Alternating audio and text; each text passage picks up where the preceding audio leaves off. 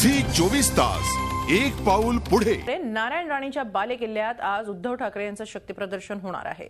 ज्या मैदानावर राणेंनी राष्ट्रवादीच्या नेत्यांचं वस्त्रहरण करण्यासाठी सभा घेतली होती त्याच मैदानावर उद्धव ठाकरे यांची सभा होणार आहे। या सभेत उद्धव ठाकरे काय बोलणार याकडे कोकणवासियांचं लक्ष लागलंय। कोकणातील अणुऊर्जा प्रकल्प, गाडगीळ कस्तुरीरंगन समितीचा अहवाल तसंच मायनिंग प्रकल्पाबाबत उद्धव ठाकरे यांची तोफ धडाडणार आहे। सुमारे 40,000 कार्यकर्ते या सभेसाठी उपस्थित राहतील अशी शक्यता बोलून दाखवली जाते। मालवण विधानसभेच्या पोटनिवडणुकीनंतर तब्बल 7 वर्षांनी शिवसेनेची एवढी मोठी सभा मालवणात होतीये। त्यामुळे उद्धव यांच्या आजच्या सभेकडे मालवणसह संपूर्ण कोकणवासियांचंही लक्ष लागलंय।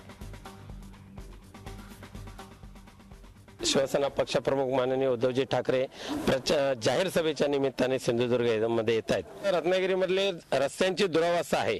आजही पाण्याचा ठणठणाट बऱ्याच गावामध्ये आहे। पिण्याच्या पाण्यासाठी लोक रस्त्यावर उतरलेले आहेत, आंदोलनं करतायत।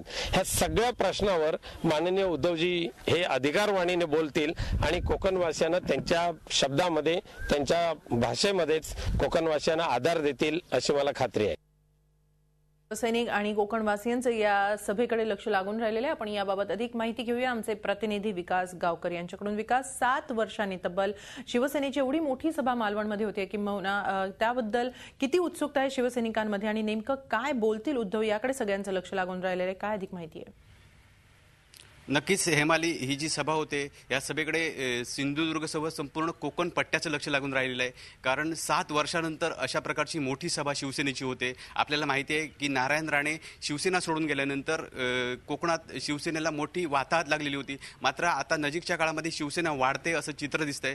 कणकवलीची नगरपालिकेच्या निवडणुकीत 3 सीट शिवसेनेच्या निवडून आलेल्या होत्या। त्यामुळे एकूणच जी ही सभा होते या सभेकडे संपूर्ण राज्याचं लक्ष लागून राहिलेलं आहे। सिंधुदुर्ग जिल्ह्यातल्या कुडामध्ये ही सभा होते आणि संपूर्ण राज्याचं लक्ष लागून राहिलेलं आहे। ते यासाठी की उद्धव ठाकरे नेमके काय बोलणार आहेत याकडे संपूर्ण राज्याचं लक्ष लागून राहिलेलं आहे। कारण याच मैदानावर नारायण राणे यांनी वस्त्रहरण सभा घेतलेली होती आणि या सभेच्या माध्यमातून त्यांनी राष्ट्रवादीच्या नेत्यांचं धिंडवडे काढलेलं होतं। त्यामुळे आता नेमके उद्धव ठाकरे कोणाचे धिंडवडे काढणार आहेत याकडे लक्ष लागलेलं आहे। आणि या सभेचं आणखी एक वैशिष्ट्य म्हणजे ही जी सभा होते या सभेचं काँग्रेसकडून टीका होते। काँग्रेसने म्हटलेलं आहे की ही सभा नसून हा चाकरमान्यांचा स्नेह मेळावा आहे असं म्हटलेलं आहे। त्यामुळे उद्धव ठाकरे नेमकं काय बोलणार आहेत याकडे संपूर्ण राज्याचं लक्ष लागून राहिलेलं आहे। नक्कीच उद्धव ठाकरे कसा समाचार घेतात विरोधकांचा आणि सरकारच्या धोरणांवर कशा पद्धतीने टीका होते आहे याकडे सगळ्यांचं लक्ष लागून राहिलेलं आहे। विकास, आम्ही वेळोवेळी तुमच्याकडून याबाबत अधिक माहिती घेतच राहू। तुर्तास धन्यवाद। झी 24 तास एक पाऊल पुढे।